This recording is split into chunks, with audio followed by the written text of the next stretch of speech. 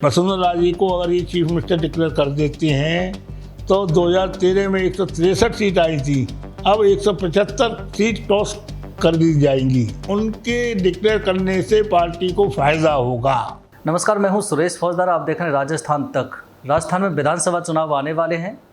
सभी पार्टियां मशक्कत में जुटी हुई हैं, खासकर टिकट वितरण को लेकर अपनी अपनी रणनीति बनाए हुए हैं। कांग्रेस, बीजेपी, ज़्यादातर बीजेपी के जो नेता हैं, टिकट के जो दावेदार हैं, वो दिल्ली में कैंप किए हुए हैं, बड़े बड़े नेताओं से मिल रहे हैं। लेकिन राजस्थान में सियासत किस कदर और किस हवा के साथ जाएगी वो तो समय बताएगा।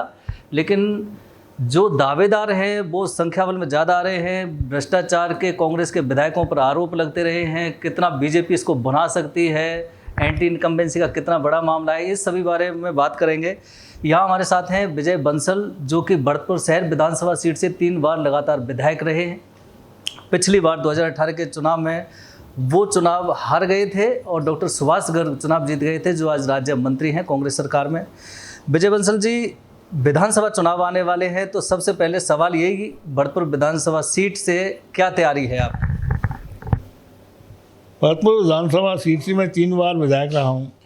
उससे पहले 2 बार चेयरमैन, वाइस चेयरमैन रहा हूँ। पिछला चुनाव राज्य सरकार द्वारा जो प्रेजेंट में गहलोत जी ने जो झूठे वायदे किए थे कि किसानों का कर्जा माफ़ हो जाएगा, ये हो जाएगा, जो आज तक नहीं हुआ, उस मुद्दे पर जनता भ्रम में आ गई और इनको जिताया। आज जनता इनके झूठे वादों से परेशान हो चुकी है। आने वाले चुनाव में ये पहले इनकी 21 सीट आई थी 2013 में, लेकिन मुझे विश्वास है कि ये अब उससे भी नीचे चले जाए। नहीं, आप ही नहीं, पूरे पूर्वी राजस्थान में ही सुपड़ा साफ सा हो गया था बीजेपी का। तो जी हाँ, बिल्कुल कह रहा हूँ ना, उस समय किसान टोटल कर्जा 1 से 10 तक की गिनती के अंदर किसानों का कर्जा माफ़ हो जाएगा।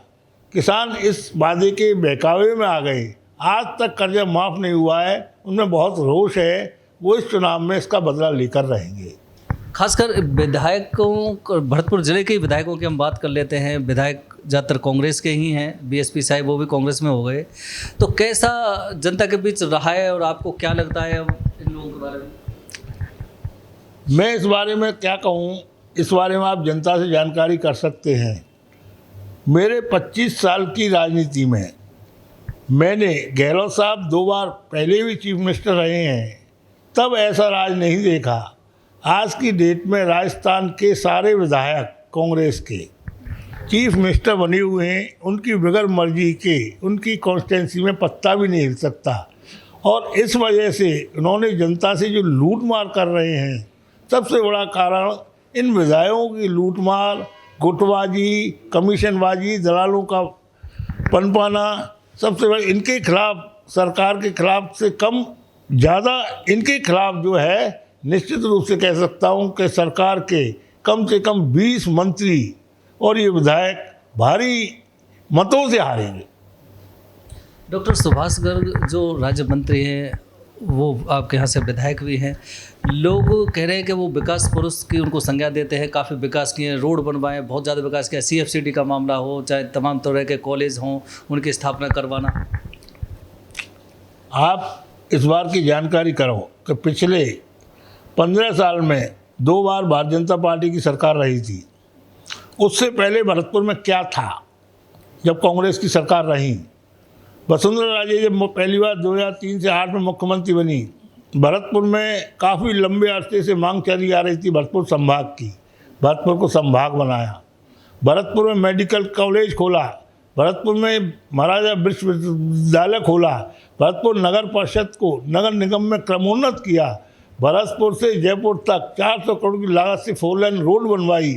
ये विकास के वे आज 2018 से 23 5 साल गुजर चुके हैं। नगर निगम कर्जे में डुबो दी गई है इन्हीं मंत्री महोदय द्वारा। CFCD का काम हो या सफाई ठेका हो, भ्रष्टाचार के कारण इतनी वो है कि मैं गारंटी दे सकता हूं कि आगामी चंद महीनों के अंदर नगर निगम के विकास की तो बात छोड़ो, कर्मचारियों को तनख्वाह मिलना मुश्किल हो जाएगा। दूसरा, विजय बंसल जी, मेरा एक सवाल ये है कि बीजेपी रणनीति बनाई हुई है और बीजेपी का दावा है कि हम पूर्ण बहुमत के साथ सत्ता में आ रहे हैं। लेकिन सवाल यही है, जो चर्चा है लोगों में, एक रूमर होता है, एक ये भी चल रही है, बार बार मीडिया कवरेज भी है कि वसुंधरा राजे को अगर नहीं ला जाता है तो बीजेपी एक कमज़ोर साबित हो सकती है। तो फिलहाल तो वसुंधरा राजे को अलग थलग कर रखा है, वो परिवर्तन संकल्प यात्रा जो चल रही है उनमें भी भाग नहीं ले रही हैं। तो कितना इफेक्ट पड़ेगा इस चीज़? देखो, जो आपने क्वेश्चन किया है ये राजस्थान के जन जन की आवाज़ है कि वसुंधरा राजे को अगर ये चीफ मिनिस्टर डिक्लेयर कर देते हैं तो 2013 में 163 सीट आई थी, अब 175 सीट टॉस कर दी जाएंगी। लेकिन ये हाईकमान का मामला है, वो क्या करते हैं क्या नहीं करते हैं। निश्चित रूप से कह सकता हूँ कि 2023 का नहीं, 2024 का चुनाव है। पार्टी एक एक टिक पर अपने सर्वे कराने के बाद और टिकट देगी और भारी बहुमत से सरकार बनाएगी। नहीं, हाँ, ये बिल्कुल सही है। लेकिन अगर वसुंधरा राजे को फेस को नहीं लाया जाता है, अलग थलग जो आज कंडीशन है उनकी, ऐसा ही अगर रहता है तो स्थिति में कितना बदलाव होने की आशंका है? देखो, इस प्रश्न के बारे में मैं इतना कह सकता हूँ कि मैं इतना बड़ा नेता नहीं हूँ कि पूरे राजस्थान के बारे में आकलन कर। 3 बार आप विधायक रहे हैं वसुंधरा राजे के करीब। नहीं रहे, करीब ही रहे। मैं इतना कह सकता हूँ कि उनके डिक्लेयर करने से पार्टी को फायदा होगा, बस इतने, इससे ज़्यादा मैं कुछ नहीं कह सकता। तो ये थे विजय बंसल जो 3 बार विधायक रहे थे और अब पूरी तैयारी में जुटे हुए हैं भरतपुर विधानसभा सीट से। 2018 में जो सुपड़ा साफ हुआ था पूर्वी राजस्थान में बीजेपी का, उनका कहना है कि बस अशोक गहलोत के जो तमाम झूठे वादे थे उन बातों में जनता आ गई थी और यही कारण था कि बीजेपी को यहाँ से नुकसान हुआ था। लेकिन इस बार जनता मानस बना चुकी है, बीजेपी अपनी सत्ता बनाएगी।